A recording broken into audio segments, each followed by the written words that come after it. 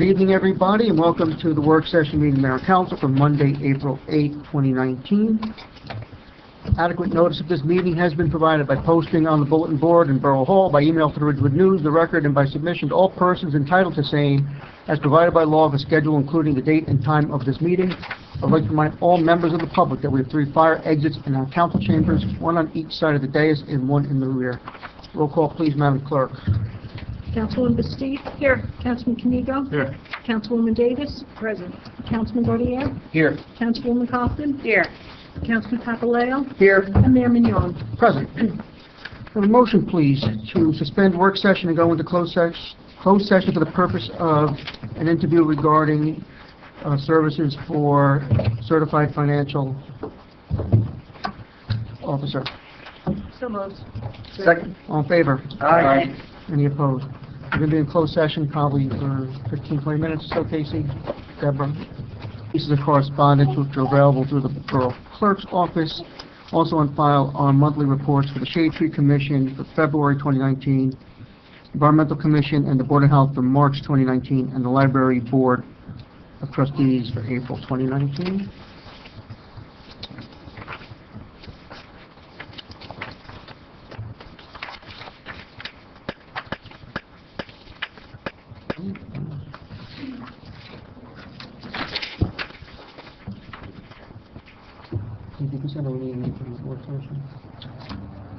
Do we need to do 19, 152, and 153?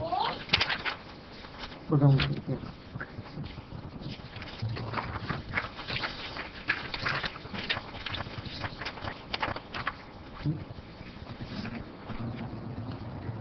I don't have any more questions. I don't need to cover any of those.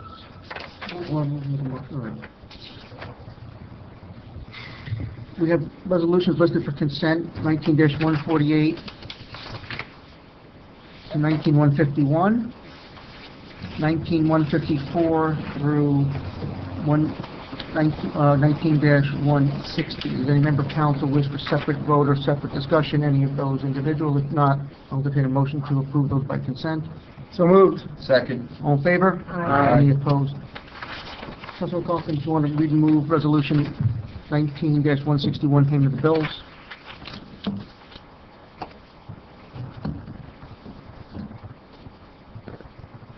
Sure. Oh, I'm sorry.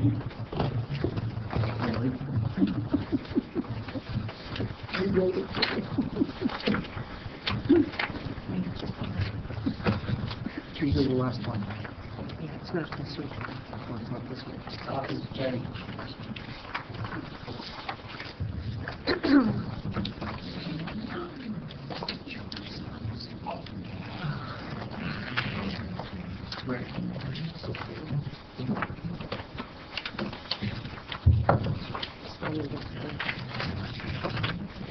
Okay.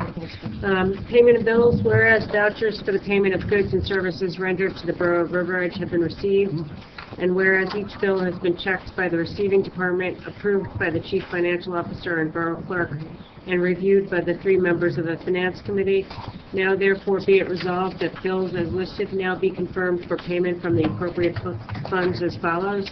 Current account, $1,832,228.64. Capital account, $22,197.14. Recreation account, $453.97. Animal welfare account, $43.20. Trust other account, $654.76. Trust other developers account, $3,597.20. Be it further resolved that claims read and approved by the governing body at a council meeting will be dated for the day after the reading of those claims and will appear on the following bill list at the next public meeting of the mayor and council, at which time claims would be paid. So moved. Second. All in favor? Aye. Any opposed? Motion, please, to approve the hire of Matthew Deal, the full-time patrol officer in the police department, at an annual first-year probationary salary of $39,226 with a 1-year probationary period effective April 8, 2018. So moved. Second. All in favor? Aye. Is there a motion to approve resolution 19-15?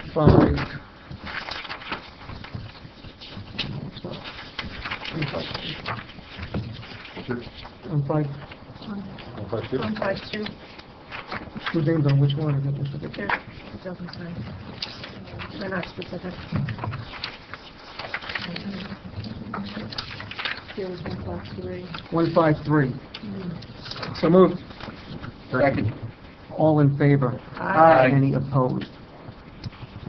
And we have a motion to approve the resignation of Gabriel Colucci as a part-time police dispatcher and approve the hire of Gabriel Colucci as a full-time patrol officer in the police department at an annual first-year probationary salary of $39,226 with a one-year probationary period effective April 8, 2019. So moved. Second. All in favor? Aye. Any opposed? And is there a motion to approve Resolution 19-152 with the same? So moved. Second. All in favor? Aye. Any opposed? Congratulations, gentlemen.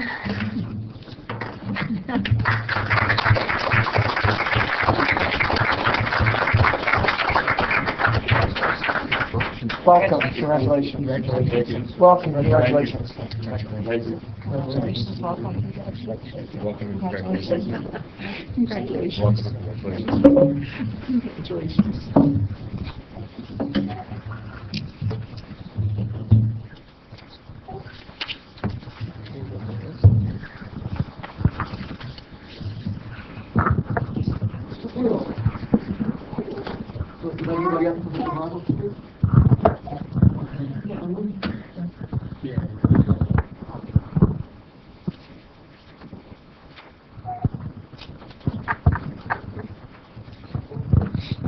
Place your left hand on the Bible, raise your right hand, and repeat after me. I, Matthew Deal, do solemnly swear I, Matthew Deal, do solemnly swear that I will support the Constitution of the United States that I will support the Constitution of the United States and the Constitution of the State of New Jersey, and the Constitution of the State of New Jersey, and that I will bear true faith and I will bear true faith and allegiance to the same and allegiance to the same and to the government established and the government established in the United States in the United States and in this state in this state under the authority of the people. under the authority of the people. I, Matthew Deal, do solemnly swear I, Matthew Deal, do solemnly swear that I will faithfully, that I will faithfully impartially, and impartially and justly perform and justly perform all the duties of all the duties of a police officer in the River Edge Police Department a police officer in the River Edge Police to Department the best of my ability, to the best of my ability. so help me God. So help me God. Congratulations.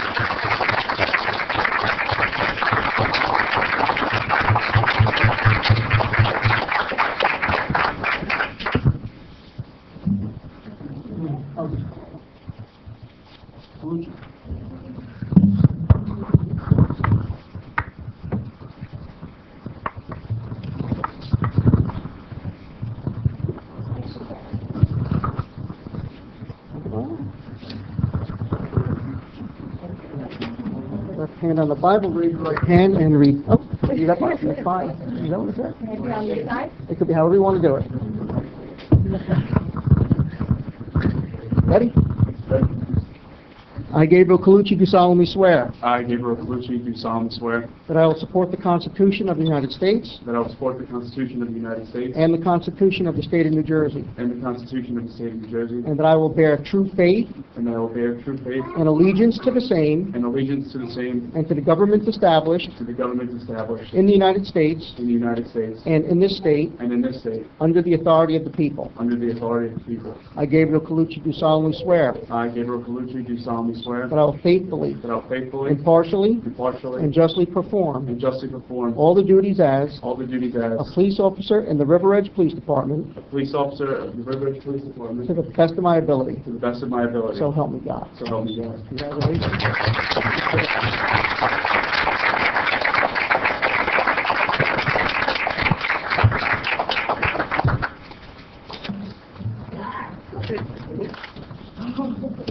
Chief?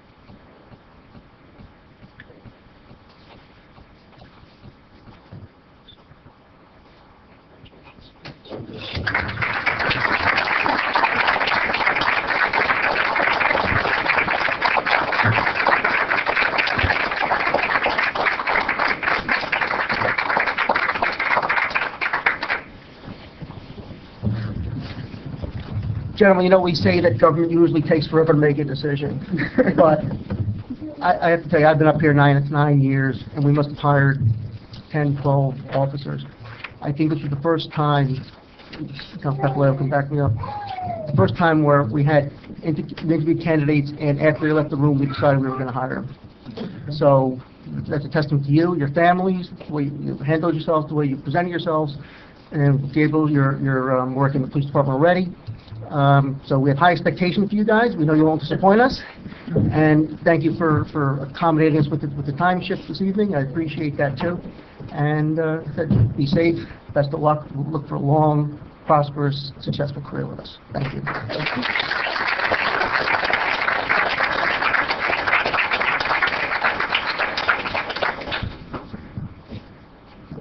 You guys can leave if you want. Okay, there's oaths here, sign those please, and then give them to the clerk. One thing we didn't put on there.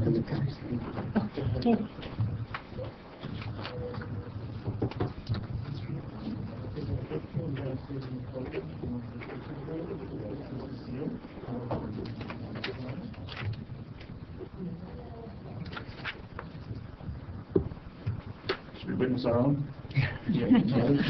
Let's give them over to the clerk and so. Thank you. Good luck, see you around. Thank you. Thank you very much. You're welcome. Congratulations. Good luck.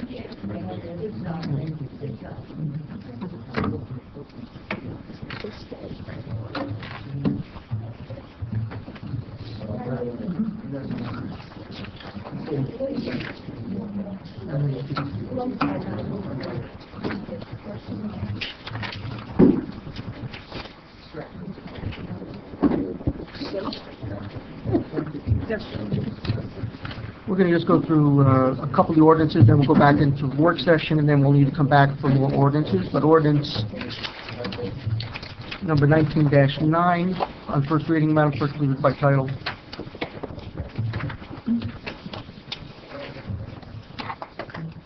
Ordinance 19-9, an ordinance appropriating $20,000 from the general capital fund balance for the purchase of equipment, improvement of borough buildings and grounds.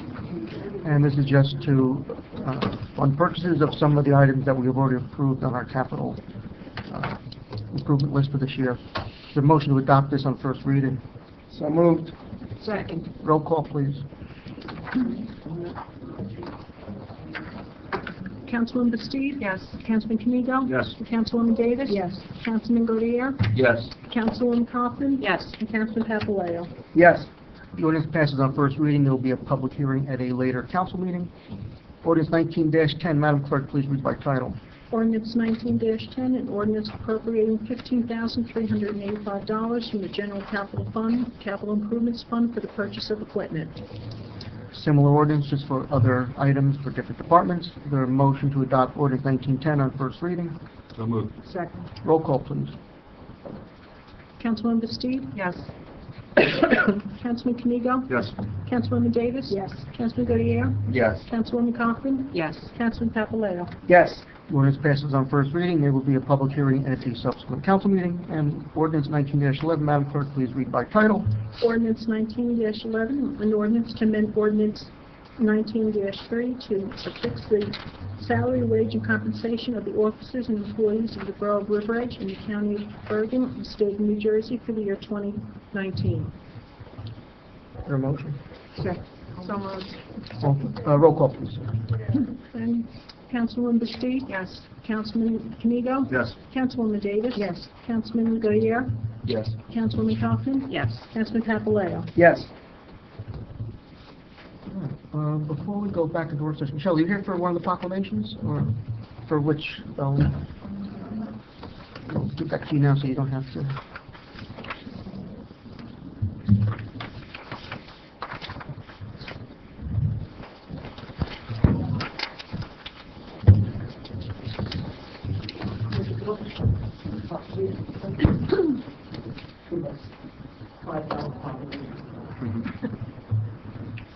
Proclamation are as follows. Whereas the residents of River Edge live in a community that inspires, equips, and mobilizes people to take action that changes lives for the better.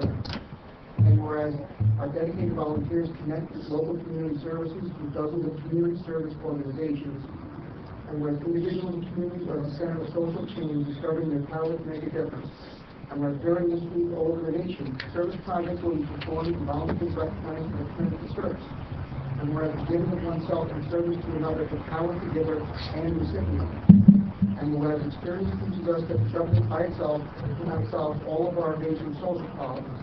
And whereas our country's volunteer force of over 63 million is a great treasure, and with volunteers are vital to our future as a caring and productive nation. Now therefore, that I, as the Mayor of the Borough River, I hereby proclaim April 7 to 13, 2019 as National Volunteer Week.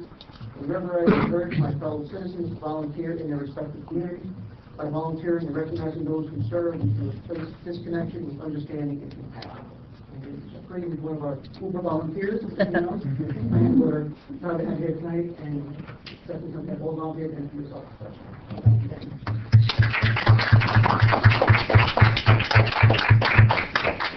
By the way, the flowers look great outside. Yeah.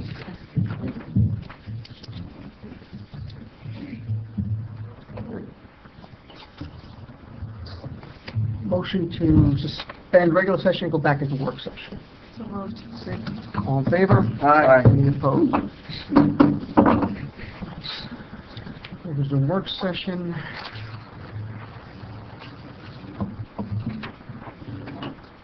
Okay, Great, Borough Administrator's topics. Okay, thank you, Mayor.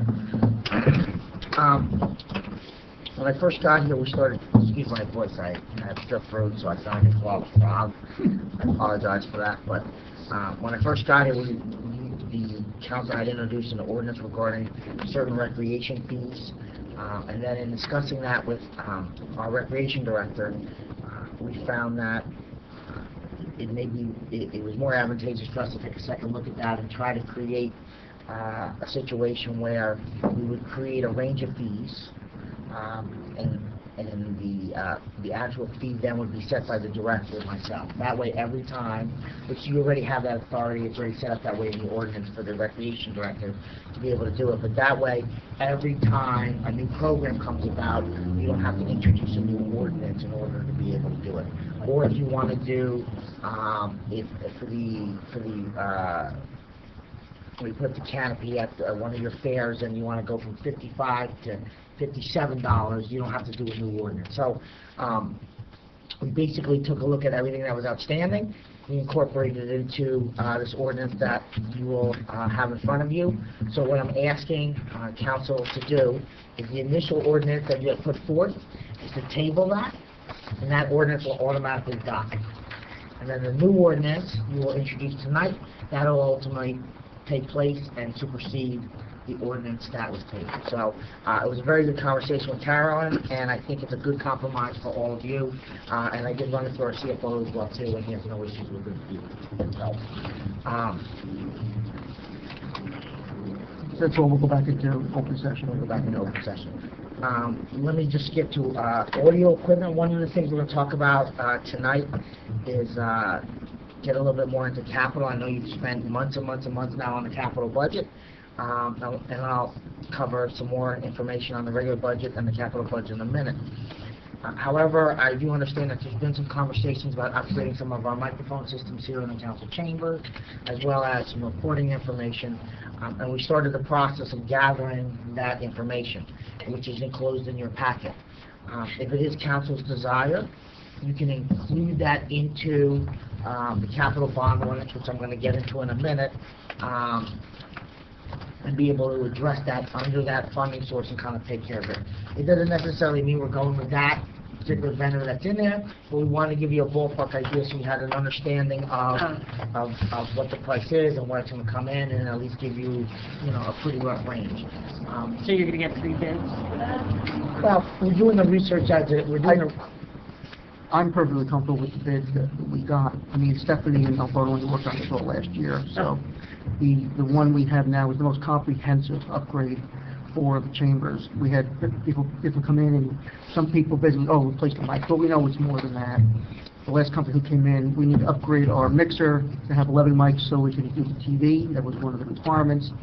We're also going to improve the speakers in the ceiling here, that we have problems with people hearing in the audience.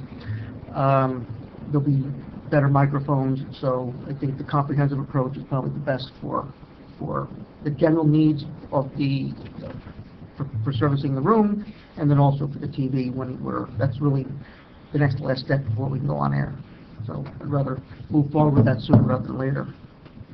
Right, we're still gonna get the quotes, but I agree with the mayor, this is a very in-depth conversation, in-depth company, they know their stuff. We are having some issues, in some of the solicitations that we made from other vendors. It's not something that we'll have to decide tonight, it's just a question of, you're looking around a $20,000 number, and it's a question of, is this an investment that you wanna make? And I think from what the mayor has said and what our clerk has said, this is something that the direction that you guys wanna head in. So, with that being said, into the budget amendments. I know Alan sent out to everyone on council a list of things that had come up, items that have come up since the time that you guys had already introduced your budget.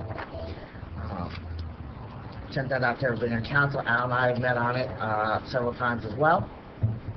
And on top of that, as I earlier, before this meeting, we had a finance committee meeting, and I went over some additional issues associated with public works overtime. And I think Alan had sent, or our clerk had sent that out to all of you as well too. So I think whether it's in this venue or when we get it really into public session, up to you. Really just I need some direction from council of where you want to head with these things. In our finance committee meeting, there was a, not to steal your thunder, Councilman, but there was a conversation about perhaps adding one or two more items into the capital budget. And I think it was for 5 different crosswalks at an average about $10,000 a crosswalk for some soft costs, but again, we can talk about that. And the last piece associated with the capital, going back into the technology aspect is something that, you know, during my interview I said that we needed to really kind of take a hard look at. You guys have already expressed to me in the tenure that I've been here. The mayor has certainly been very hip on that, and he's looking to go, I think he put together about a number of $100,000 that we would add into the capital fund. That would take care of a lot of our capital needs, it would take care of our microphone system, should that be your desire, and it gives you a little bit of flexibility. I know I've talked to our public works guy, our public superintendent about doing some software items in there too, and recreation, but really trying to move us into the 21st century with technology. So I don't know that that dollar amount necessarily will be the end-all be-all, but I think it would certainly give you a healthy start and give you some options of what you would like to prioritize first. So, with that mouthful being said. And also recommended that the down payment be offset with a reduction in the line for economic development. Correct. So it's net zero in the budget in terms of the impact. Yes, on the capital side, yes, sir. So, that's my report.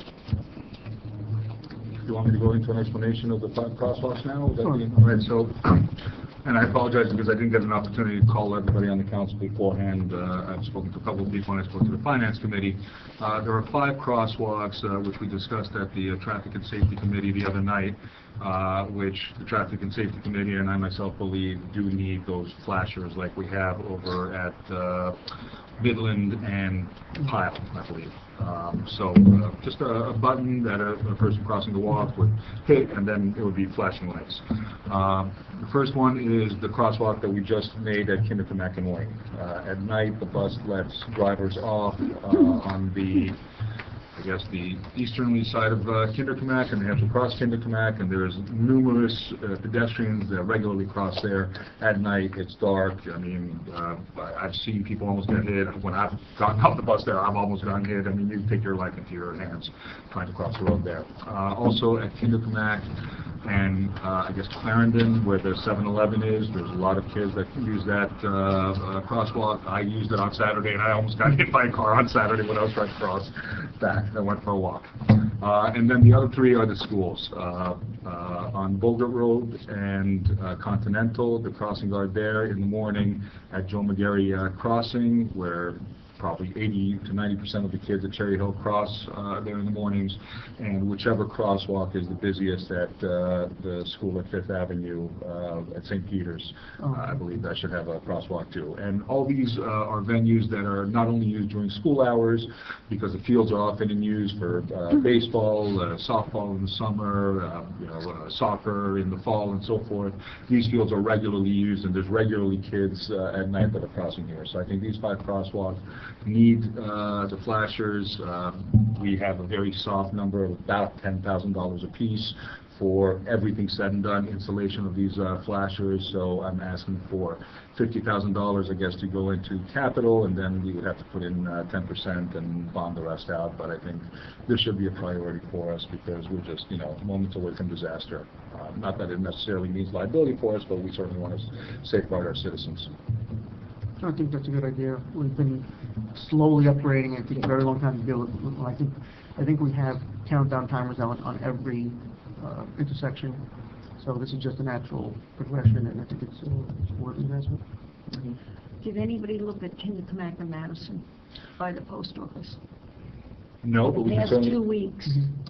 Well, We're one lady... We're going to have more than enough money on there, and No, but we I'm can- just saying, it's very bad. They park across the street, Yes. they go over to the post office, they go to the... It's very bad. Personally, I think it might be worse than Clarendon. I mean, I'm all So for it. I just want to throw When that it out comes when it comes to the safety of our residents, our children, we've got schools everywhere. The yeshiva's right there too, so I mean, there's always people busy, moving. busy, and- busy, and nobody stops for them. And now we have 2 of those rubber things. The police put a second one. Still not Well, yeah, like in Oradell, when you go through the stretch of Kindercomack, where there's all the businesses over there between Ridgewood and Oradell Avenue, people seem to slow down and take into account pedestrians crossing. For some reason here on Kindercomack, it's like the Autobahn between we Howland had and... talked to the county again about doing some more striping, and we put some painted islands and maybe painting some of the parking stalls. Anything that gives you the visual of narrowing the lane slows traffic down. Sure.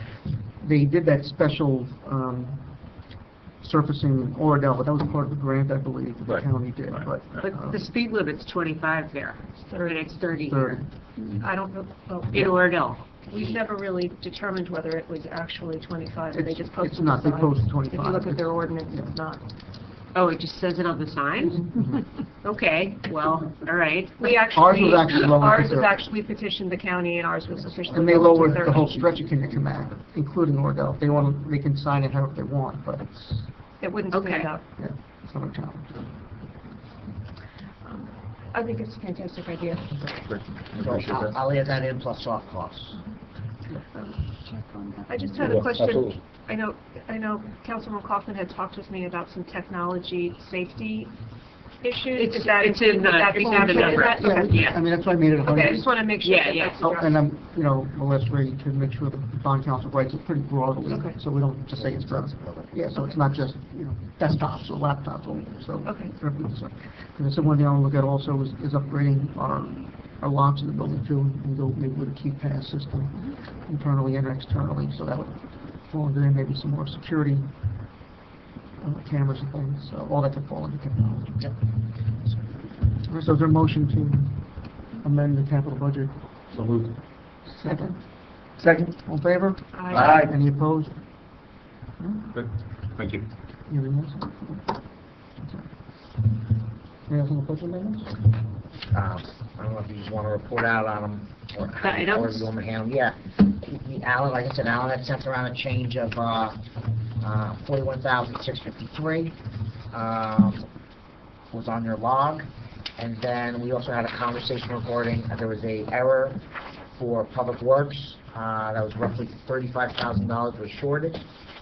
We talked with the Finance Committee, and then if you want to take it from there. And then the 50,000 for the street signs, and assuming it's going to be, maybe $5,000 of current payout for the bond and soft costs. So I think it's going to be about $22 added to the per house bill. But we're going to double check with Alan We'll tomorrow. get your final rate on that.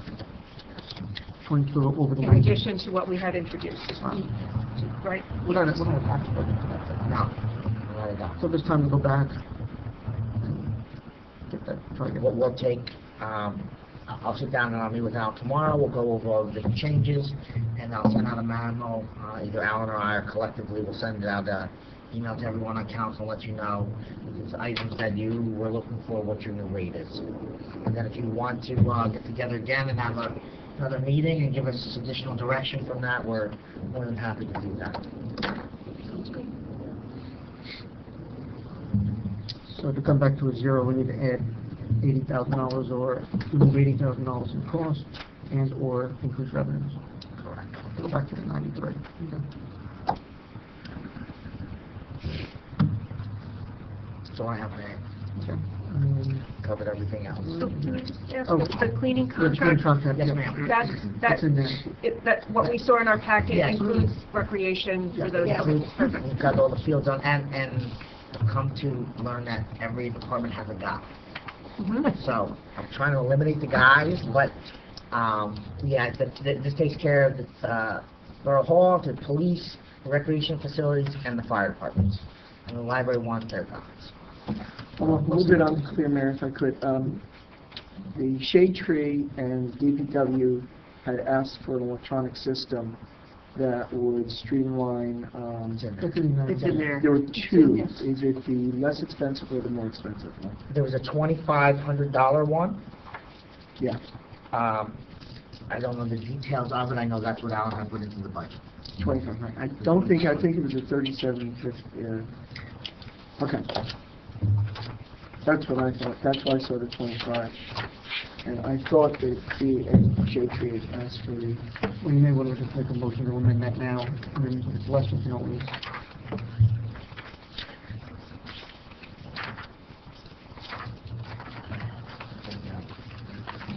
$2,500 is the one-year option. So The the 60 to 6250 was a three-year option. But I think you funded the first year.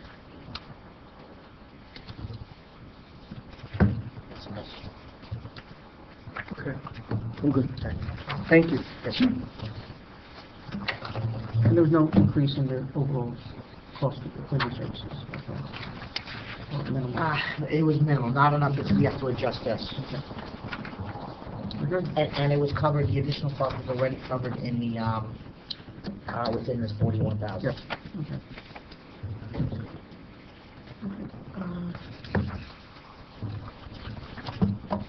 You want to go back to, No, do we need to consent, we already approved this, right? we're pretty much done on caucus. No, but these were already approved in the regular session. Yeah, already, So we're going to yep, get back yep. to that. Quickly, is there any unfinished business or new business? Or we'll go back into... Brian's here. I know, okay. Is there any regular business or any old business or new business? where are we with, Mayor, with the auto show? Oh, they're going to come in and talk. So. Okay.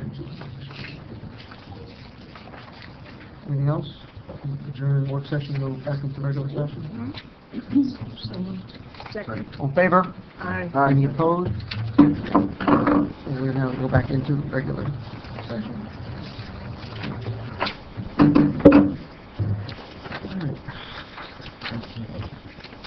And, no, first I see Mr. Parley here, so I'm gonna bring him up. Did Deborah have to leave? Yeah, she had Yeah. a meeting, so.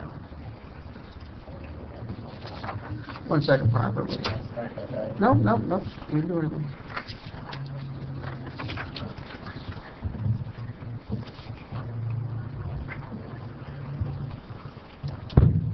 You guys can come in and sit down.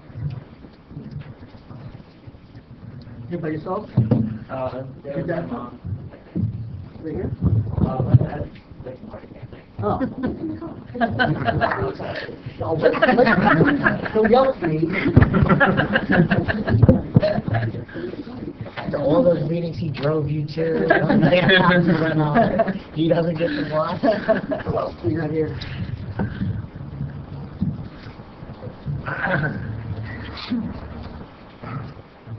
Who's here from library? Was anyone from library? And they'll be here around 8. Okay. Donate life. Mr. Christensen here. Arbor Day, any from our tree? Yeah.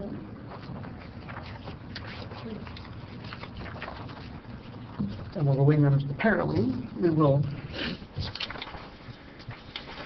jump to ordinance 19-8 for second reading. Madam Clerk, please read ordinance 19-8 by title. 19-8. Yes. 19-8, an ordinance amending Chapter 206, fees of the Code of the Borough of River Edge.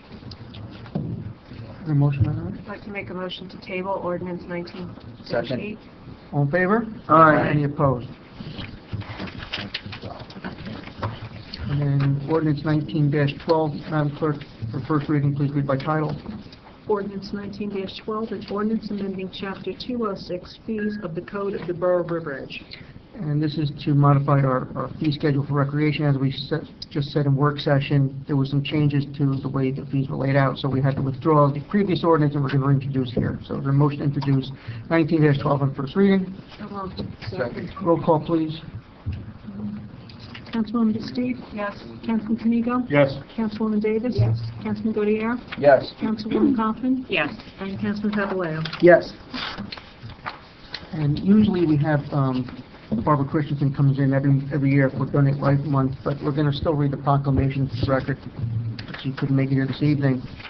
Proclamation reads, whereas those who dedicate their time, effort, and skills to help others are among the most valued members of any community, and whereas there is a shortage of organ and tissue donors and thousands of people on the organ transplant waiting list will not receive one, and whereas each day 3 people will die waiting on the waiting list, and in New Jersey over 5,000 residents are waiting for organs or tissue, and whereas the New Jersey Motor Vehicle Commission is cooperating with the New Jersey Sharing Network so that you need only to designate on your driver's license that you want to be a donor, and that information will also go into the NJSN computer. And whereas if you're not a driver, you may designate your wish to be a donor on your legal ID card. And whereas the NJSN has a new information brochure which contains a temporary donor card to be filled out and kept in your wallet until you have the opportunity to register this information on your driver's license or ID card. Whereas the science of matching and performing organ transplant surgery has become more advanced, and whereas last year over 613 transplants were performed in New Jersey and over 189,000 were performed nationally. And whereas it is possible for one donor to save up to 8 lives and enhance the lives of up to 50 others through tissue donation.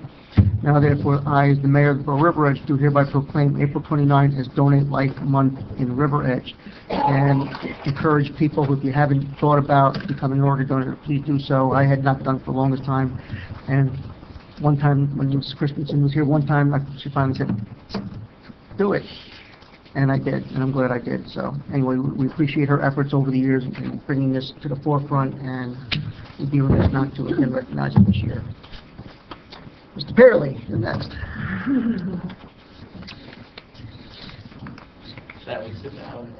Nope, we're gonna.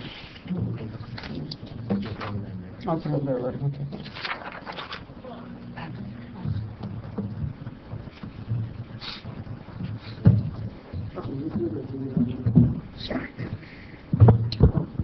Brian, obviously, you're a Eagle Scout. Have you had your board yet, or no? Yeah, I You had did? my board, month and a half. Okay, congratulations, so it's really Thanks so much.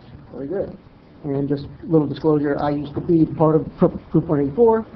I worked with Brian and his parents, fantastic kid. I enjoyed doing some of your boards of review, and I was pleased to find that you had done your service project with the Historic Newbridge Landing Commission. And they asked us to give you a proclamation for the work you had done there, so I'm going to read this into the record. And the proclamation reads, whereas Brian Pearley is a resident of Ridgefield and has served as a dedicated and active member of Boy Scout Troop 184. And whereas Brian has attained the rank of Eagle Scout in the Boy Scouts of America. And whereas as part of a project facilitated by the chairman of the Historic Newbridge Landing Commission and Bergen County Historical Society, President James Smith, Brian made replacement covered doors for the Steuben House. And whereas Brian has made the doors based on plans created by an architect from the county of Bergen, the plans were generated after the house was moved to River Edge from New Milford in 1981. Original doors were not moved with the house, and Brian went to great lengths to match the paint color precisely. And as Brian was able to get materials donated as well as fundraise to cover expenses, Brian graciously donated $479, which left over from his fundraising efforts to the Historic Society. And whereas the mayor and the council of the Borough of River Edge desires to express its appreciation and recognize you on this date as you are a true example of patriotism and volunteerism for all citizens. Now therefore, I, as the mayor of the Borough River Edge, on behalf of the Borough Council, do hereby thank and commend Brian Perley. And our Borough Historian, Deborah Powell, was here earlier this evening. She wanted to be here to give you special recognition also, but she had to leave, but I'm sure she'll be touched. Great, congratulations, and again, thank you for your way of helping the town. Thank you. Oh, you want? No, you want? I see on the fifth, right? Very good. Yeah.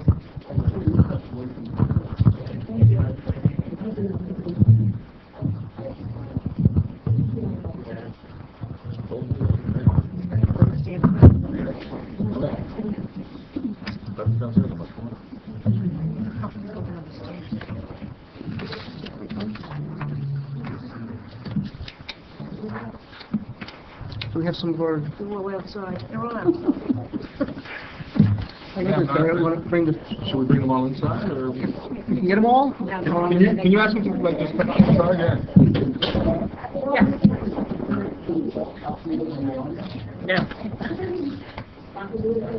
Common name. It's a common name. Find seats, don't be shy. 6 or 6. Players, come up front. I take you next week. Come up front, players.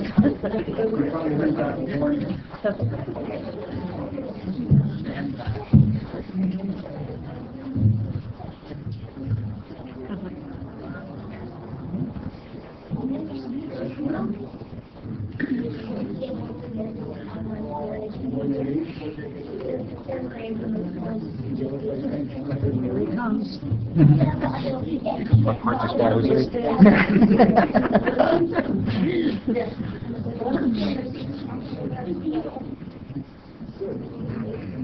Gary, you a coach too? Yes, he does make me. I know, well, because he's not, he didn't have a certificate for him. Now they're gonna have one.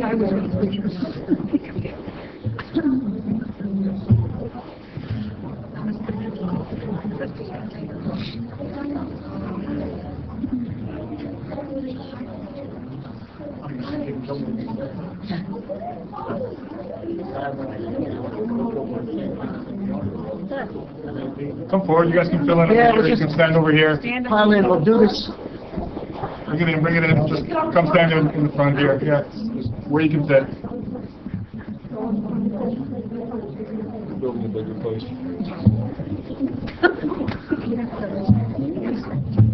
That's what I'm talking about. If we had a place that was bigger, yeah.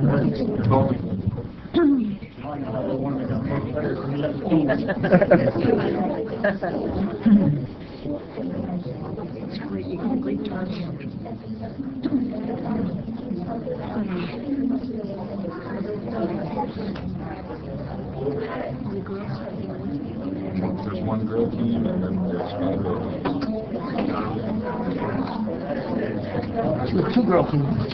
Two girls. Yeah, separate teams. 2 girl teams. Unless my information's wrong. No, I'm sure it's right.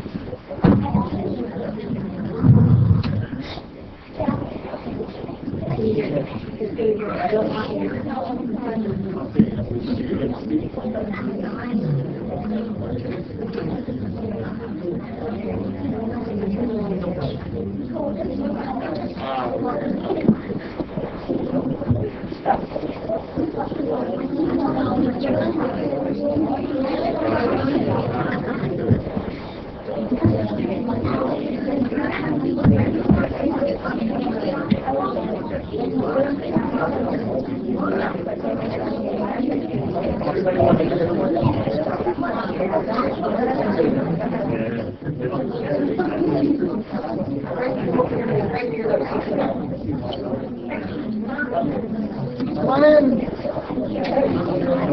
Fill in, come on in front.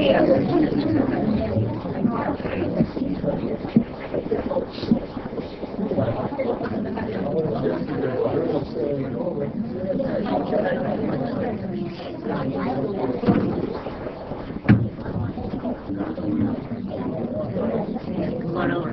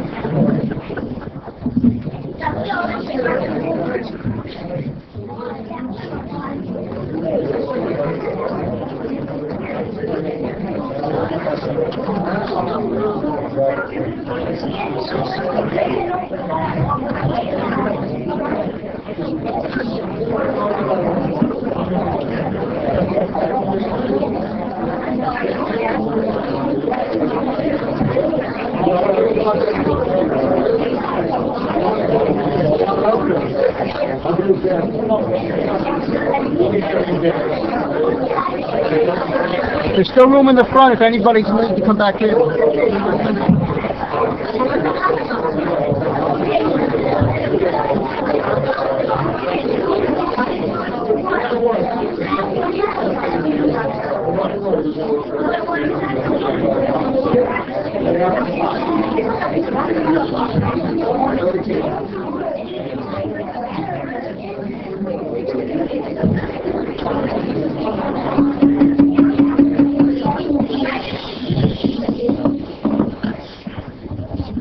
What's everybody here to complain about tonight? No. No, one thing I know that I've done, and I know the council has done, we really like being able to take these few moments and recognize the various achievements of whoever it is. We just had an Eagle Scout here, and we have a great representation of our youth sports programs here this evening. So we're glad everybody was able to come out here tonight, and we're pleased to congratulate you on your great seasons and all these respective championships that you have won. In the order of, just to keep things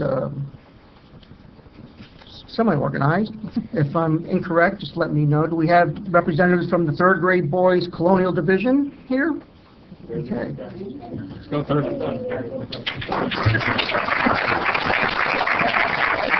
No, one at a time.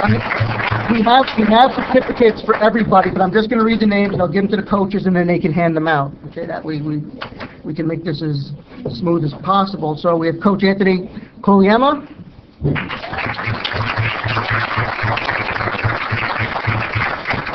Congratulations, Coach. And this is for the St. Peter CYO third grade boys Colonial Division basketball champion victory, correct?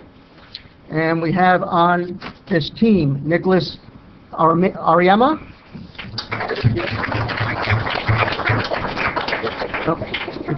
Xander Canigo.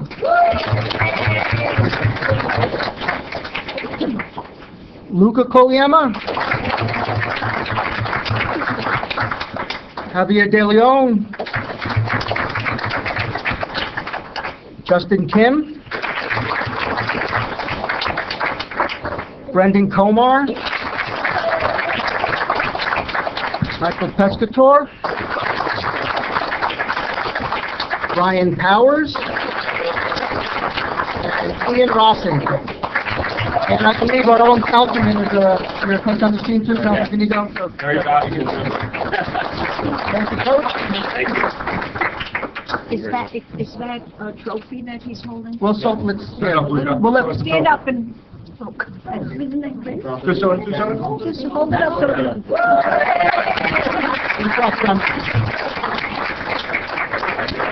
Thank you.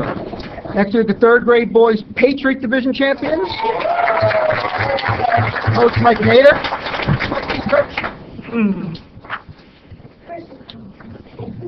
And this is recognition of your St. Peter CYO third grade boys Patriot Division basketball championship victory. So congratulations. And we have Paolo Bodone, Connor Gassman, Nicholas Gilmartin, Charlie Lopresti, Christopher Nader, Jake Ollendorf, Nico Petrosino, and Nicholas Rudis. Congratulations. Good job, guys. Thank you.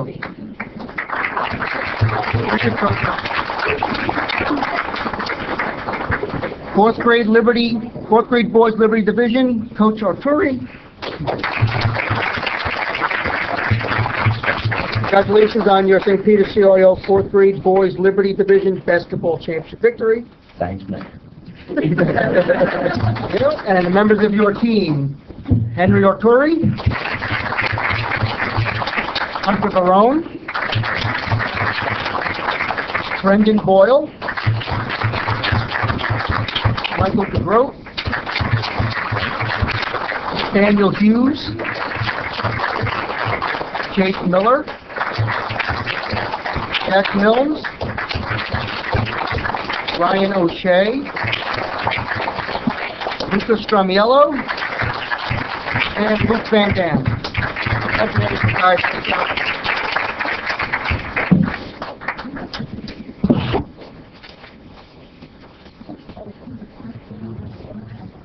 Okay, sixth grade girls, American Division champions, Coach Walter Ziegler.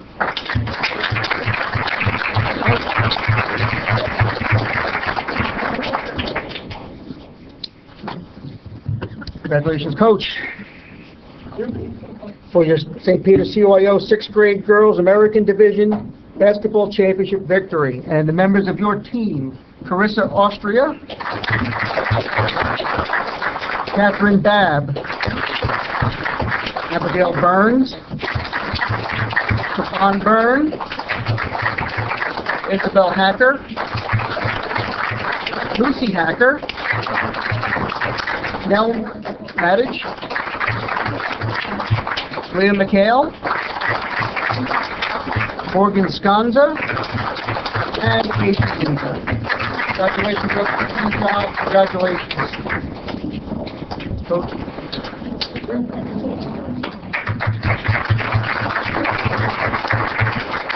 Seventh grade girls national division champions, Coach Tom Murray.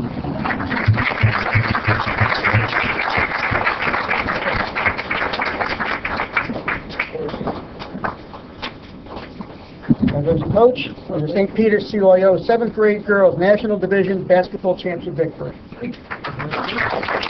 And the members of your team, Claire Cahill, Abigail Finan, Leandra Gilmartin, Shay Temple, Lily Lissica, Caitlin Crimslick, Hannah Murray, Olivia Palladino, and Riley Scagliotti. Great job, girls. Congratulations.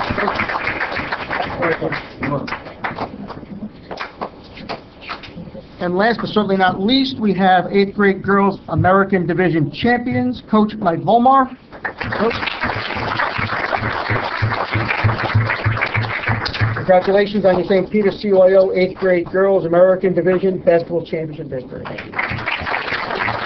And the member of your team, Callista Collins, Gabriella DeGroat, Isabella Gilmore, Nina Inturiano, Lenihan, Erin Nader, Olivia O'Donnell, Ariana Rodriguez, and Haley Volmar. Congratulations for her. And I hope nobody got left out. If they did, please let us know. I hope we could coaches, if we left somebody out, please. Yeah. Thank you, Coach. Great. Thank you, everybody. Good job. Thanks to the coaches. Obviously, these programs are only as successful as the volunteers, so we do a debt of gratitude to the dads and the coaches and the moms who help out on these teams. And amazing. I don't know, have we ever had this many championships at one time? I don't know.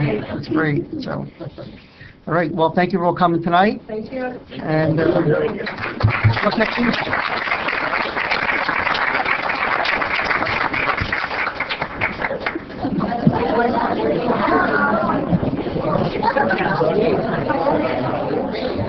Thank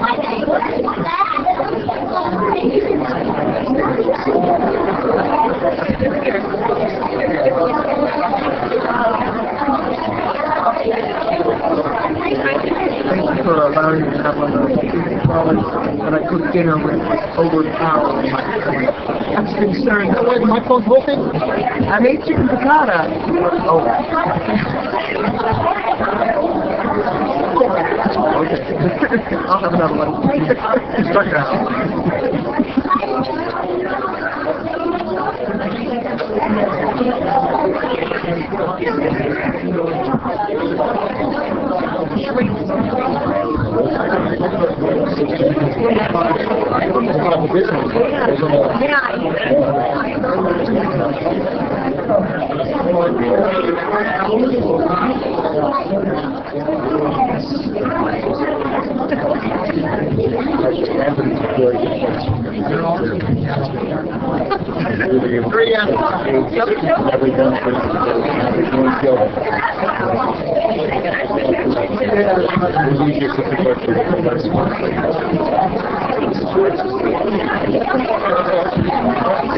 Take a 5-minute recess.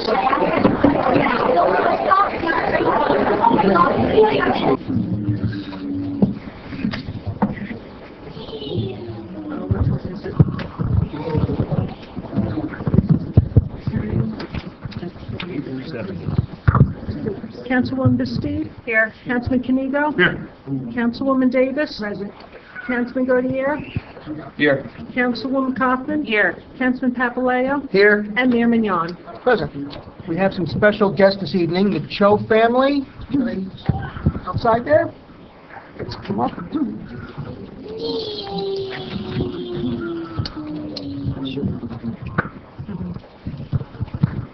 How are you? How are you? Nice to meet you. How are you? And this is Caleb. Hello, Caleb.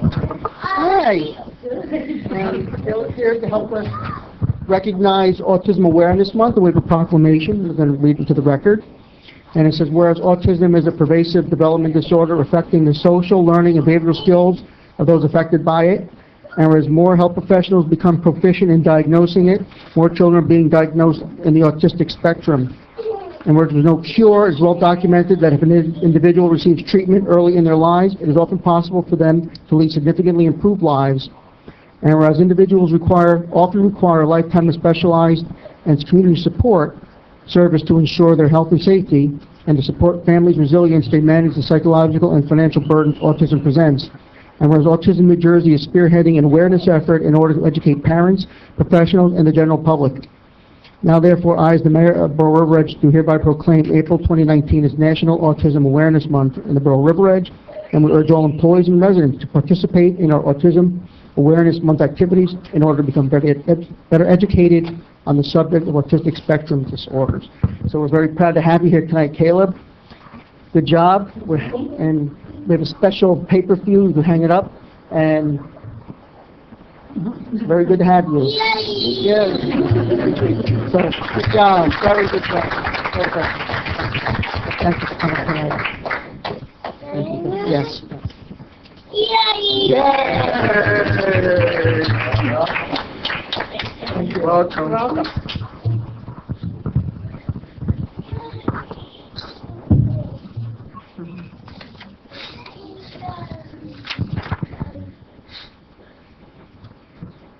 Hey, Dara, Library Board.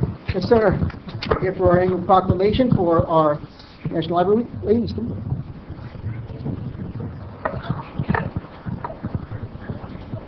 And in recognition of National Library Week, we have a proclamation.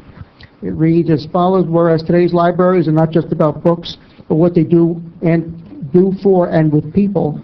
And whereas libraries of all types are at the heart of cities, towns, schools, and campuses. Whereas libraries have long served as trusted and treasured institutions where people of all backgrounds can be together and connect. Whereas libraries and librarians build strong communities through transformative services, programs, and expertise. Whereas libraries, which promote the free exchange of information and ideas for all, are cornerstones of democracy. Whereas libraries promote civic engagement by keeping people informed and aware of community events and issues. Whereas libraries and library workers partner with other civic organizations to make sure their community's needs are being met. Whereas libraries and librarians empower their communities to make informed decisions by providing free access to information. Whereas libraries are a resource for all members of the community regardless of race, ethnicity, creed, ability, sexual orientation, gender identity, or social economic status by offering services and educational resources that transform lives and strengthen communities.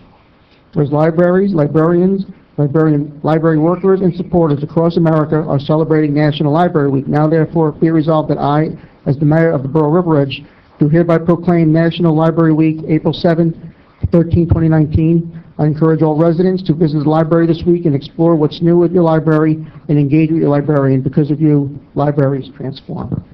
Thank you, Darren. As we all know, we've had the best library in Bergen County with the best director. We have a very supportive board of trustees. And what's more to say? It's a great, you do a great job, Darren. We all acknowledge it, and we're glad to be able to recognize you one more time. So thank you again, Darren. Cheers. Cheers.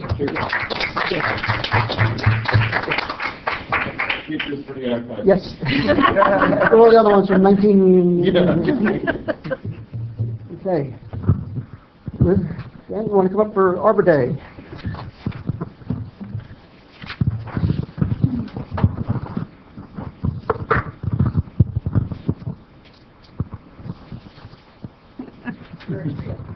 Oh, yeah.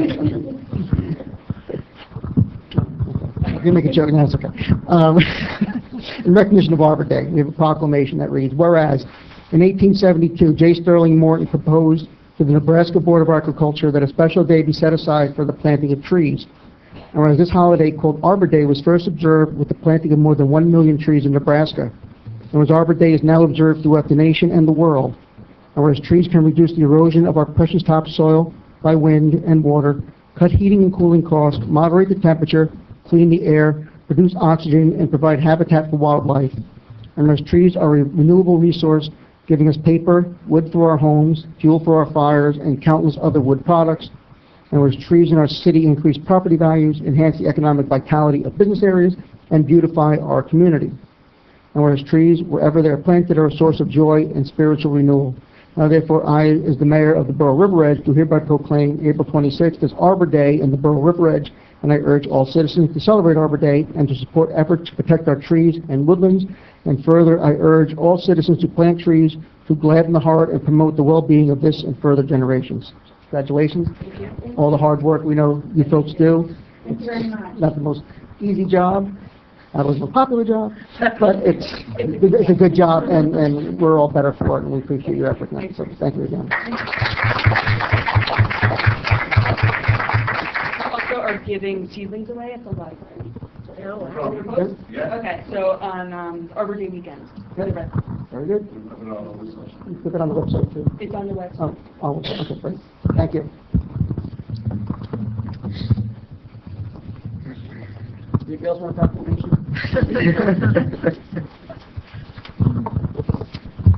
It's busy work,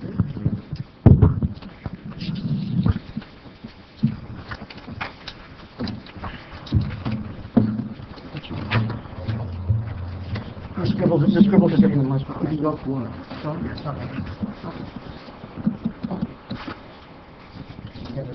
No, it's not mine, it must be, that's all right.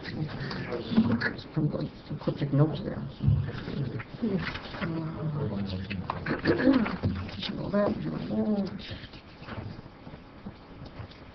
Motion open to the public. So moved. Second. All in favor? Aye. Any opposed? We're open to the public. Comments, questions, proclamations? Seeing no one, motion to close, please. So moved. Second. All in favor? Aye.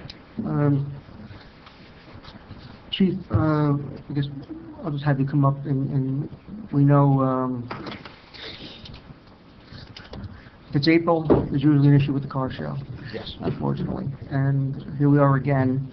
I believe there's been some discussions going back and forth, and maybe you can just update the council, and if the council has any feedback for you, we'll discuss it.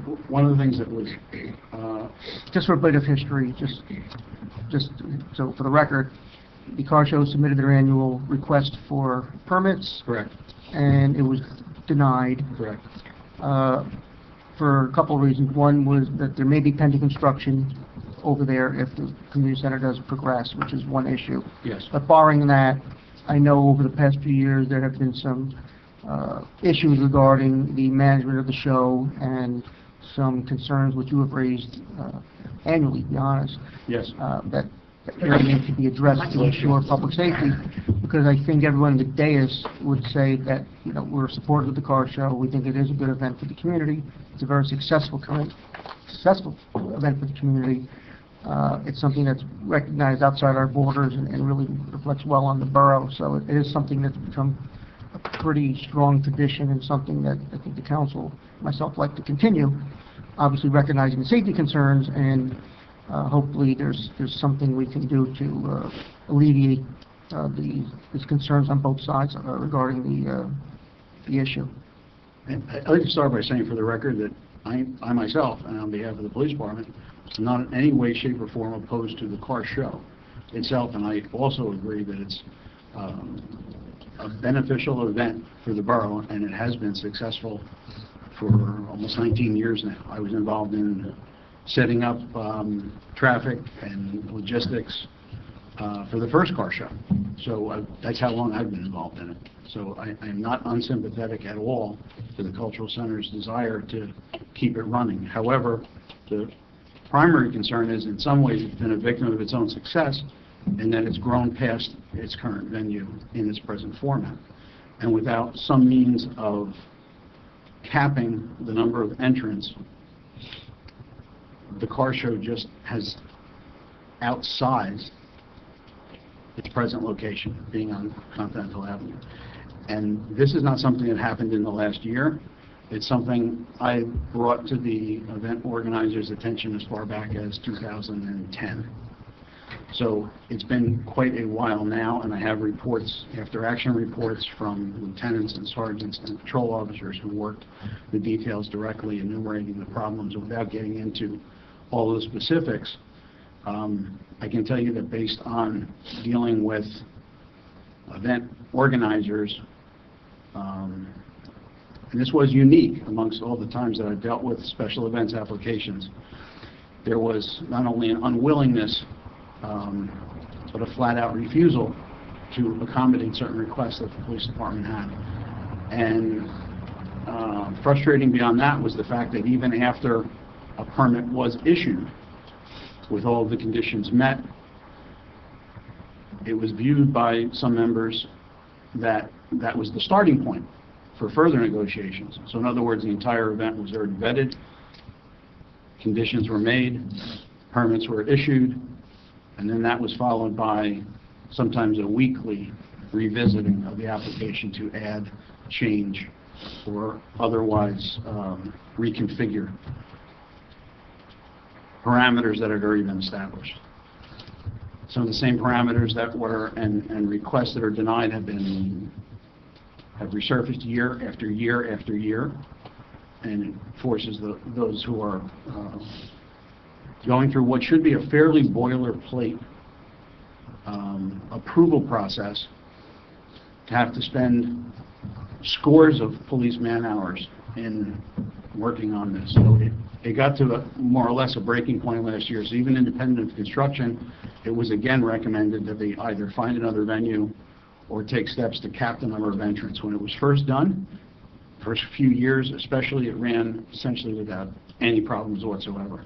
And there's no reason it can't come back to that. I understand that for the Cultural Center it is a venture that generates revenue, and I understand that the more entrants they have, the more revenue they can generate. However, that can't be the sole barometer. When we have, last year there was 2 years ago, there was a report of a child almost being struck by a car that was turning on Continental Avenue, turning around, making a U or K turn in the street. Anytime you have traffic congestion that meets this type of volume, and I mean from Elm Avenue all the way back to Kinderkamak Road, with cars stacked, you have an increased risk for not only vehicular but pedestrian accidents. That traffic congestion directly correlates to a dangerous situation, and that's what I'm concerned with. So, taken on its own, an event organizer last year set up multiple lanes, like a if you can imagine two cars parked side by side, a double parked lane of traffic on Continental Avenue on the north side of the street facing westbound, and one lane of traffic going eastbound. That was never in the works. It was never supposed to be set up like that. Had a sergeant go and address the event organizer and tell him this had to move. You can't have two lanes of traffic side by side. He was told the police chief had spoken to him directly and authorized this. That wasn't in any way, shape, or form remotely the case. There were very specific maps drawn out. There were monies being taken from car entrance right in the middle of Continental Avenue as they were showing up to enter the car show itself. So instead of having a staging area and the lot for the First Congregational Church had been offered to them for that purpose, for late entrance, instead there was money being exchanged right in the middle of Continental Avenue. So it was blocking traffic coming onto Continental from Kinderconnect Road. It just really has, from a safety standpoint, it's just untenable to keep it that way. So I don't want to be the Grinch. I don't want to be the one to steal the car show here. I'm looking at this exclusively from a public safety standpoint and from the fact that this is just one of many special events that we handle. They range from large-scale block parties, 4th of July, fireworks in the past, the River Edge Run. We have no problem dealing with thousands of extra people coming into town. We know how to handle it, and we can.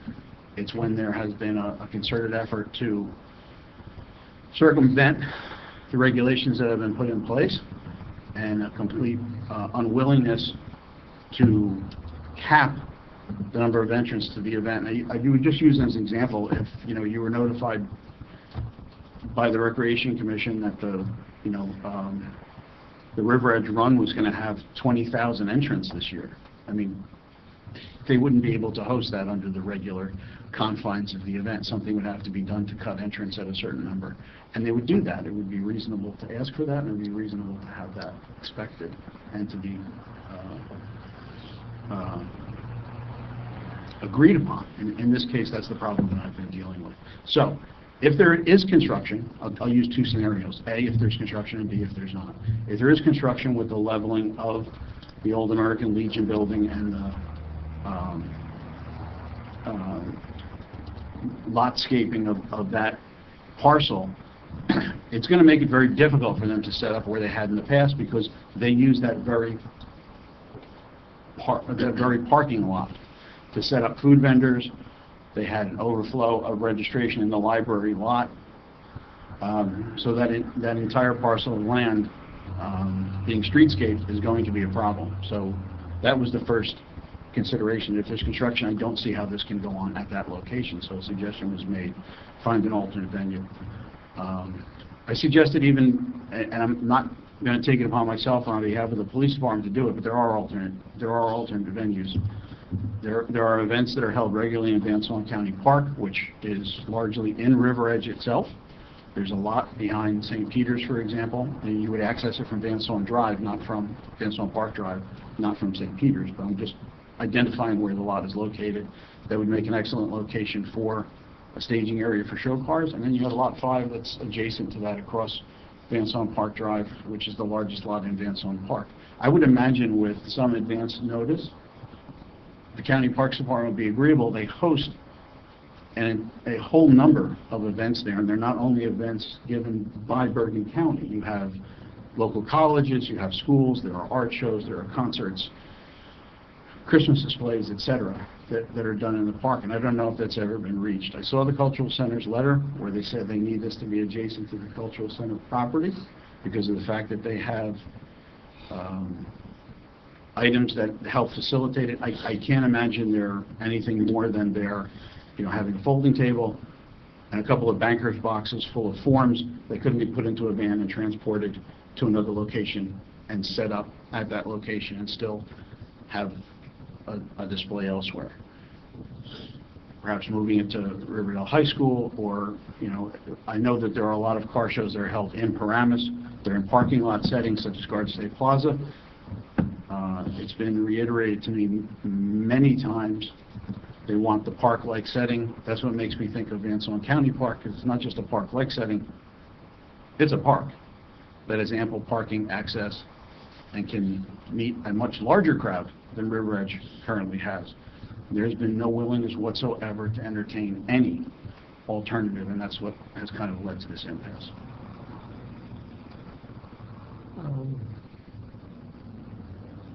Have there been recent discussions again regarding any of the issues with you and the organizers about looking at these scenarios and saying what they would have to do to be able to have this show here this year the way they want it? Particularly, we don't know about the construction yet. That's not going to be clear at least for a month or so until we even get the bids out yet.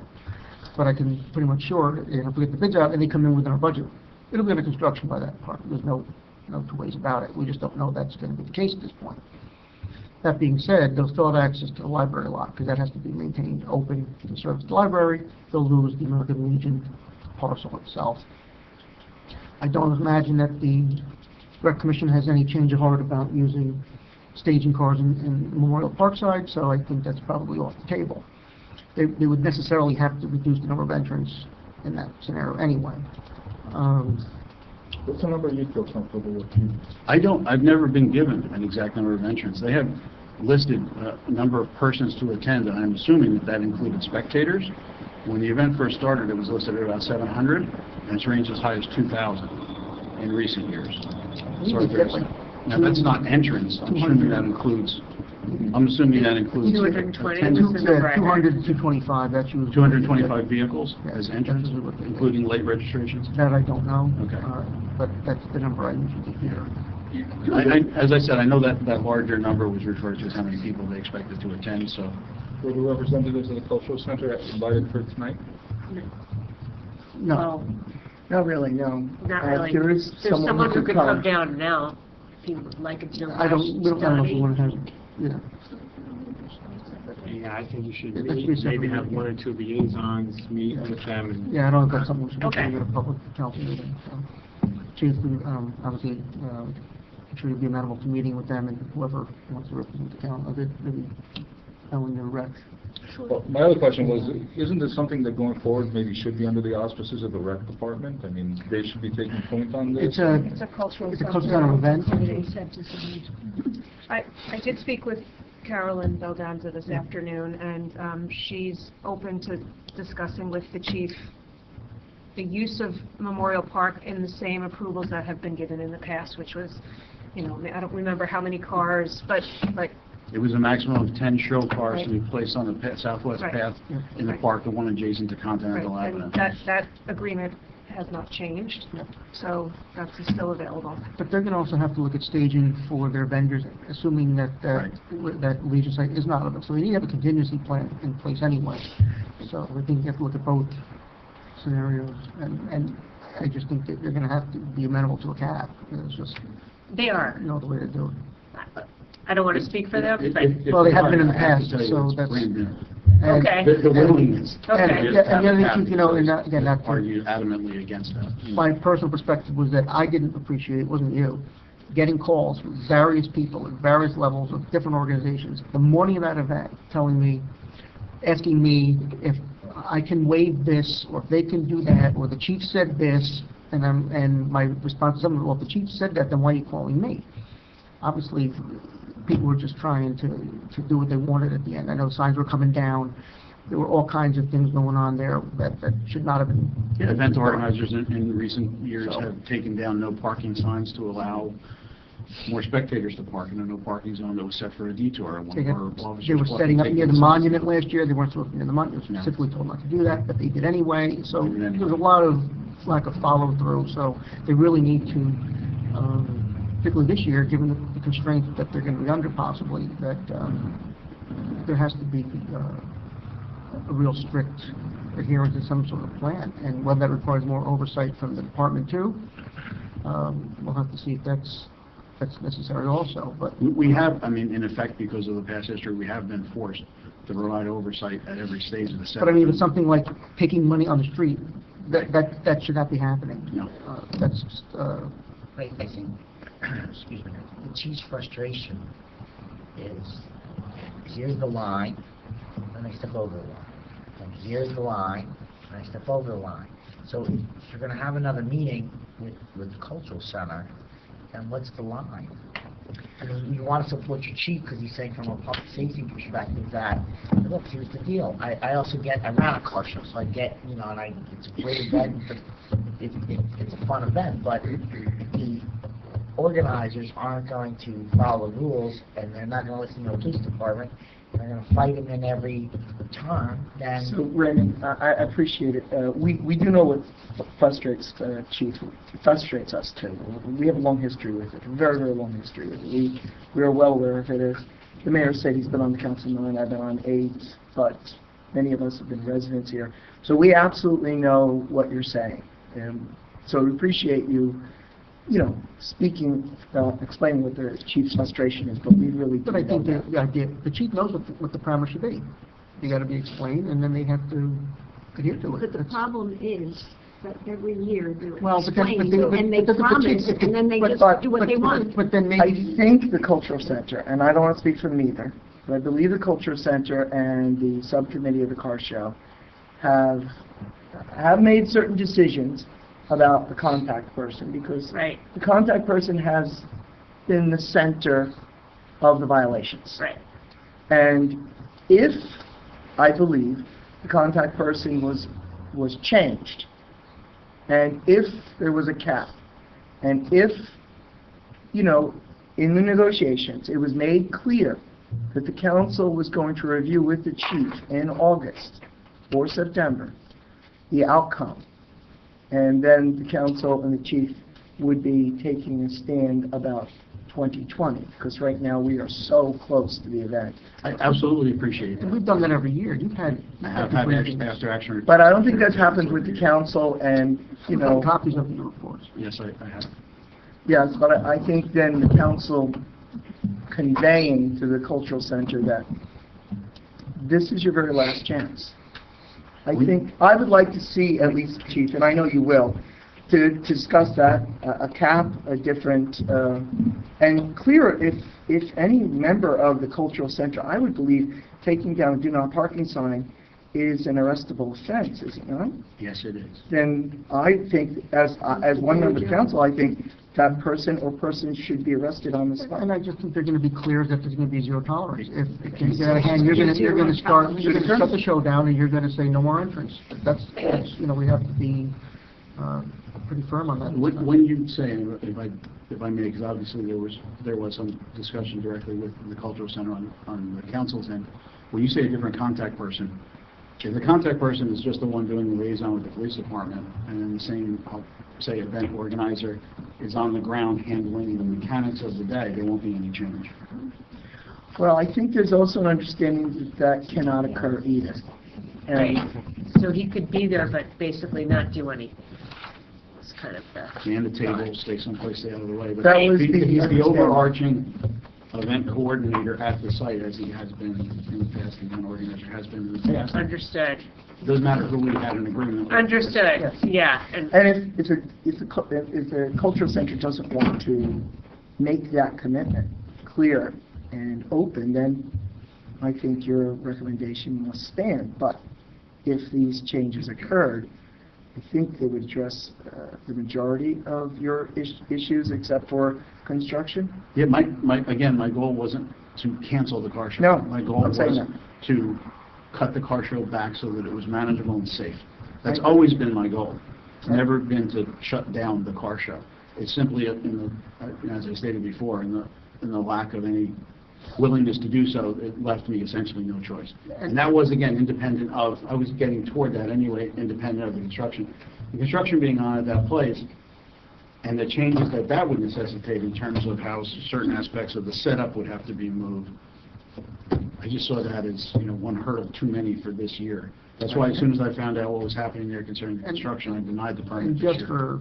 for the record and for clarification, they're probably gonna ask again to close Tenny. And last year, they even wanted to extend north of Continental on Elm, is that correct? I mean... They wanted to close Elm Avenue from between Tenny, and then Adams. but they also want to do staging on north of Continental on Elm also. Yes, they've been asking for that since So I don't- 2013, it's been denied. Just want to make sure that It's part of what has been a well-established, safe, and direct detour route around the section of Continental Avenue between Elm Avenue and Fifth. Just want everybody to make sure that we're playing with the same parameters that we've had over the past. Yes. There's nothing else in play here, so. Well, I'm, I guess, a little lost here because, first of all, it would seem to me that somebody from the Cultural Center should have been here tonight. And agree. I'm lost as to why they're not, because They- obviously...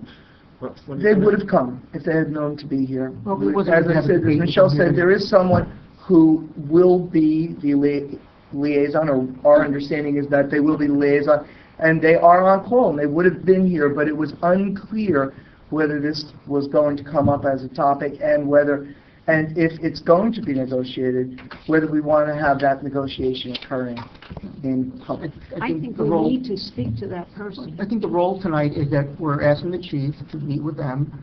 You lay down what you think the safe parameters are, and hopefully the cultural center will abide and will come to some kind of But it resolution. sounds to me like the chief has laid out these parameters in the Yes. past, and the cultural center has said, yes, we'll abide, and then these problems have occurred. So now we're setting up another situation where exactly the same thing will happen. They can say yes, yes, yes to the chief, and then the particular event organizer that seems to be at issue will be there directing traffic and doing things on his own because he's hard to control. And then what? We're going to be here doing the same thing next No, year? I think that, but again, the chief's gonna, we're gonna have to, the council's gonna have to say to the chief, if things get out of hand, you're gonna have the authority to stop entrance and say, that's it, we're done. I mean, nobody wants to bring it to that, nobody wants to stop it. You know, I'm more of the mindset that we address these issues beforehand rather than putting the chief and the police in I a agree, situation of but- having to turn people away. We're going to be angry about the fact that they drove their cars there, they expected to be entered, and now they're being turned away. I think we've got to solve these issues. What if there was no same-day registrants? What if every car had to be registered The beforehand? particulars, whatever the chief and the cultural center want to agree, that's fine, but I'm just saying that we seem to be coming back to this position every year because we don't have it formally in open public addressed, and I think maybe we need to have it clear, not just in a closed behind-the-door Well, session we've where... had this, This has been... I'll go back 9 years, I mean, It has been publicly... Mayor Watkins went through this, when Sandy was here, Sandy went way out of his way to So try why- to negotiate. so with why do them, we think that something and- different's gonna happen? Well, because I think that they're on the verge of not having it this time. Yeah. And I think it's, maybe you're right, maybe that we pushed too far and we didn't have any other mechanism to go back at them, I think, but I think this time, If there is truly, if I may, if there's truly different representation from the cultural center, and there's a demonstrated willingness on their part to do something different this year, that would make the show workable, even considering, again, a plan A and B, dependent upon construction.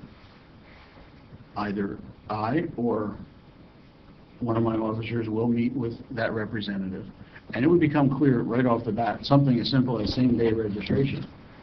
That's either going to happen or not happen. And if that's not happening, that frees up traffic. there's two parts to that. One, that they've never been amenable to that, but they're gonna have to be in this case. But Right. second thing is, that has to go on their literature, that there will be no one accepted, because Right. they're gonna, And that's they're where it gonna would say show that in people advance. show up, so that has to be all. It would have to be boldly listed in their, they put things on social media, they send out flyers that are emailed to people. So Maybe they that- actually that- have like that would have to stickers or change. something saying they're officially registered or something. Yes, There's a and my number- understanding is when someone does pre-register, they come there already with their registration ticket. Yeah, I That would streamline the issue greatly, and it's, again, has been suggested in the past. So the difference being, in the past, it was declined by them as an option. But we're not going to do that. We're just going to make sure that we're putting this contingency in place and that contingency, and we've gotten permission for this lot, and that's what's going to make it work this year, and then it will all fall apart. It's public safety here, and there's liabilities involved, too, and we don't want anybody getting hurt, that's the bottom Right. line. I can't speak for the rest of the council, but I think that same-day registration has to not be a part of this year, for you to be able to... It would certainly greatly help. If No, I they would know that support in that. advance. So would there be a new application presented with all of these criteria that's agreed upon? What we have at the end of the Have to approve the application process application? is the application is approved pending the following conditions, and the conditions are listed. In the case of the card show, we have always added an addendum, not just writing down, like in this year, my denial of the car show application was just 3 sentences, but in the past, it would say, see attached, and there would not only be maps and diagrams with detour routes, but there would be a bullet list of 7 or 8 conditions that had to be met clearly spelled out and discussed with the event organizer in the past, so there was no ambiguity. There should not have been any ambiguity. I can't reiterate enough that this is their last chance. As All right, far as I'm well, yeah. concerned, Right. and that if they don't meet your parameters and don't respond correctly, I will not override a denial again. This is it. Well, I think that's feel very why we strongly. just meet in September and assess with the chief in a public session, and then simply say if this was not a good event, that the council is not inclined I will say, to though, consider if- this ever again. if the discussions that they plan to have at this juncture with the car show, if it becomes clear in that discussion phase that nothing has changed and there isn't that willingness anymore, I will certainly have an open mind, but if that seems not to be the case, I will get back to you immediately and let you know that it's just not going to work out. I will do everything I can to make it work, but I can only promise that that's within the bounds of reason. Right. I can't be unreasonable with this anymore. I just don't understand. I mean, I think that the event is very important to the town. I really do. I think it's a wonderful event. The fact that the organizer does not listen to anything and just does what he wants is the issue here. But I have a problem that every year he comes here, right in your spot, and goes on and on. We give all of the rules and everything. Why isn't the person that's going to step up and do that? Why aren't they here? Oh, he would have This is been. not, this He is would not have the been. forum for it. This is not the forum for it. But Oh, I know, but he would come because he wants us to appeal from the chief. We're not appealing. We're asking the chief to sit down and give him the conditions and issue the permit based on those conditions and their assurance that they're going to comply with it. Yeah, but this is before us tonight, and we're only having, with all due respect, one side of the story. And it would also be nice to be able to speak to the individual and say, Do you want me to have him run down now? Because he's kind of on call. I mean, if he wants to come, I mean, I'm certainly going to sit here and listen, because I want to know that they'll abide by what the chief is asking before He we was- even he was say gonna go be ahead here, and and because then- if they're not going to abide by it, why Well, are he we... can tell us they're going to abide by it anyway. That's all we're going to do. So just don't have assurance. All right, I mean, listen, I don't need to see him here. I would have liked to have them here. Perhaps I mean, after the chief, I'm sorry. No, go ahead. Perhaps after the chief and he meet, we ask him to, if Yeah, the chief I- feels That'll be fine. comfortable, Is we that ask okay? him to come and Yeah, because if the chief doesn't Have a have the dialogue. assurances he needs send. to approve it, Right. then he doesn't have the assurance he needs. Yeah, no, We just, Yeah. we just, I'm a fan of the car show. I hope it happens, Yes. but Oh my God, I want it to happen, Safety has too, to but- take We all are, precedent. absolutely. Exactly. So, you know, just, these incidents can't So, occur again. Captain, exactly. will attend? Sure, I'll attend, and then we'll meet with you and them. sure. Very well. Yes, Thank you, chief. thank you. Thank you for Thank your you. time. Appreciate it. Council comments. Councilman Benito?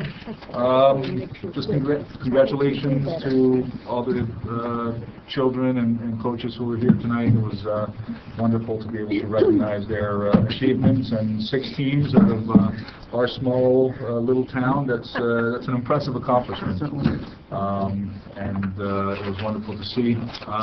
Tomorrow night, we are meeting the subcommittee with the River Edge schools. Ray, actually, I need to speak to you afterwards about that, because this all came about before you were on board. I wasn't quite sure when you were coming in. But if you have the... Carolyn filled me in a little bit. Okay, so if you have the time tomorrow night, it would be great for you to be there, because you and Carolyn will be important in whatever negotiations are taking place.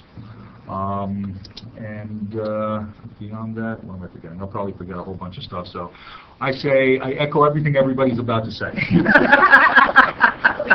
Start. Yes. Thank you. Preemptive. Councilman Davis? I also want to congratulate everybody that was here tonight. It was a wonderful event, seeing everybody, that got these awards, and it's just a wonderful thing to see all those kids and the families, and I think it's great that we do acknowledge them. The fire department had 19 alarms last month, 4 drills and 2 meetings.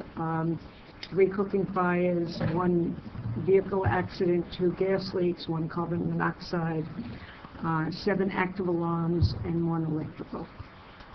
SCORE, Michelle and I went today, and when we got there, they had just finished Tai Chi and were starting their line dancing.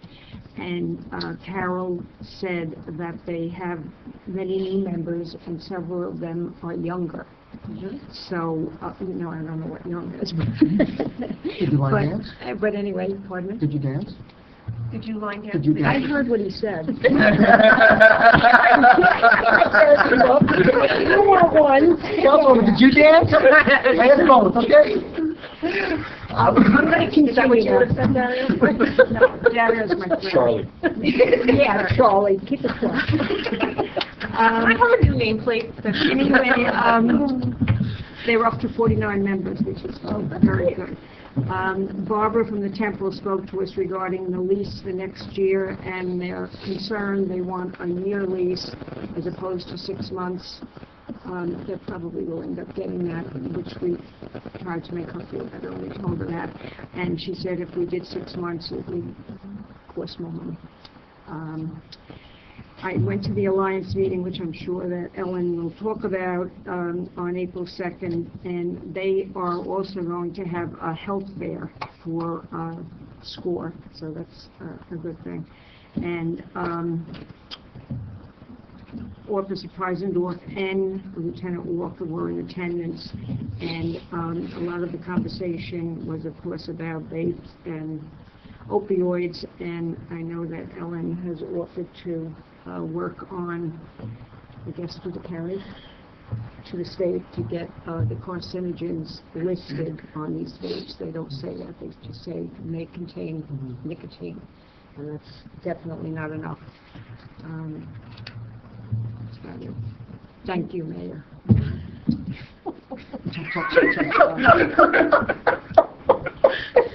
I'm counting the months.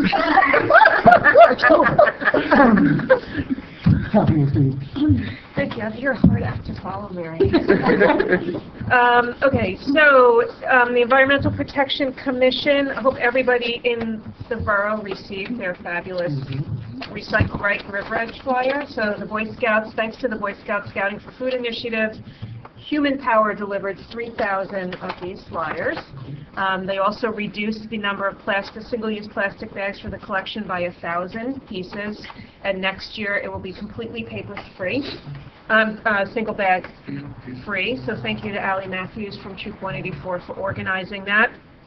The Environmental Protection Commission is already working with Lisa Heston from the DPW to gather recycling data so they can gauge whether or not this has had an impact of any kind on our recycling habits. So if you didn't get one, you can pick an extra up at the library. So thanks to the library for doing that. Let's see, what else do I have to say? May 11th will be the EPC's Hackensack River cleanup at 2 p.m., so you can sleep in, and that will count towards their by-state cleanup participation as well. The Green Team held their Second Chance Toy Drive, their 5th annual Second Chance Toy Drive. I know Mary and the mayor stopped by. They collected over 1,000 plastic toys that were then donated to schools in need. The organizers actually were there, and they said that River Edge is truly a model for how successful this program has been. So thanks to Bonnie Stewart and the whole Green Team for doing that. While I was there, Bonnie was mentioning that Sustainable New Jersey will come in and do a free energy audit. So Ray, I told her to reach out to you about the possibility of having that. That will, just the audit alone will count towards Sustainable New Jersey points. So we should consider whether or not we want to take advantage of that. The EPC is wondering whether or not there has been a date set for the renaming of John Lynch Way, and we can do the bench installation because the plaque is here. So yeah, I'm guessing maybe Monday, May will do it when the weather's nice. Okay, I told them I would just follow up on that. Let's see. The Alliance meeting met. It really was great to have Lieutenant Walker there and Officer Preisendorf part of the committee to really have some really good dialogue about cooperation with the police department as we deal with the vaping issue. So yes, as Mary mentioned, at the vaping presentation last month, the presenter was talking about how unlike California, which has Prop 65, which requires every single carcinogen that's in a product to be listed, New Jersey does not. And so we're bringing it to the county alliances to see if they would advocate the state of New Jersey to require every carcinogen that's in a vape product to be listed on the packaging. So I've had a conversation with Assemblyman Tully, and Elizabeth Udens has brought it to the county alliance chair. So we're going to talk about how we might be able to advocate in numbers to get that done. The only other thing is River Edge will be hosting the Freeholder meeting on the road here in River Edge on June 5th at 7 p.m. So all electeds are invited to participate, say a few words if they'd like to welcome the Freeholder Board here for their meeting on the road on June 5th. Thank you to our clerk and the mayor for being agreeable to host them. I don't mean to interrupt you, but I have June 5th down as a land use board, so the land use would not be occurring, or they'd be moving?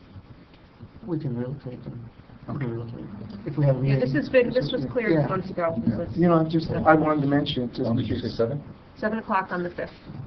And that is all that I have. Thank you. Just as a quick follow-up to, the green team also had the shredder. Oh, yes, I forgot to mention there, that. and Bonnie, Yep. she could always count on me Yep, showing up with the exactly. boxes. I forgot to mention that, Yeah. yes, thank you. Could you contact Mr. Alter tomorrow and tell him to maybe talk to maybe the school, maybe they can use the Cherry, the Newbridge all-purpose room in case we do have a meeting? There's no agenda at this point, but just as a contingency.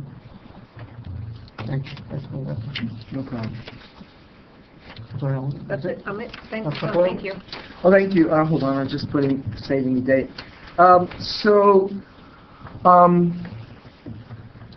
Thank you, Mayor. I concur with everything that has been said about our town, its ability to do so much for its kids. St. Peter's program for basketball, Regal, we just really have so many great volunteers and so many great things. Michelle accepting for our volunteers today, beautification, doing a beautiful job. I was just stunned when I came in. I saw all the daffodils were up and pots had been planted, and she just really does a phenomenal job, and we can't thank them enough. The DPW has, Jason has informed me that the water meters for the camp building is on. But Suez is a little bit behind. Hopefully they'll be here tomorrow to take care of the water meters for Little League, Roosevelt, Regal, and KGB. He's calling every day and they're doing a great job. And Jason is really just fitting in and doing a wonderful job. He contacts me even before I contact him. I used to call the DPW every week on Thursday at 11:30. He now calls me on Wednesday. So he gets to me ahead, and I really appreciate the great job he's doing and how he's just really fitting into that role. He had big shoes to fill with John Lynch, who we all miss. And, and I just want to report to the council that DPW is doing really great. Just one other thing I wanted to report to the council is Shade Tree Commission will be moving all of its public meetings to East Building and the Public Safety Building, which is attached. And the meetings will have to be either in the courtroom or in the meeting room, depending on usage. So I spoke with Jennifer about this, and she confirmed with me that they'll be moving all their meetings to those locations. And that's all I just wanted to share. Thank you, Mary. I forgot one thing, I'm sorry. Stephanie, if we could list for the May 13th meeting, the Gun Violence Awareness Proclamation, they'd like it done before June. Sure. So if that's okay? Okay, thank you, sorry. Have a good Sorry. So, who knew that we were so good at basketball, huh? I gotta say that my son was on the teams. It wasn't. No, but in all seriousness, congratulations to everyone who was here from the basketball team, from the Boy Scouts.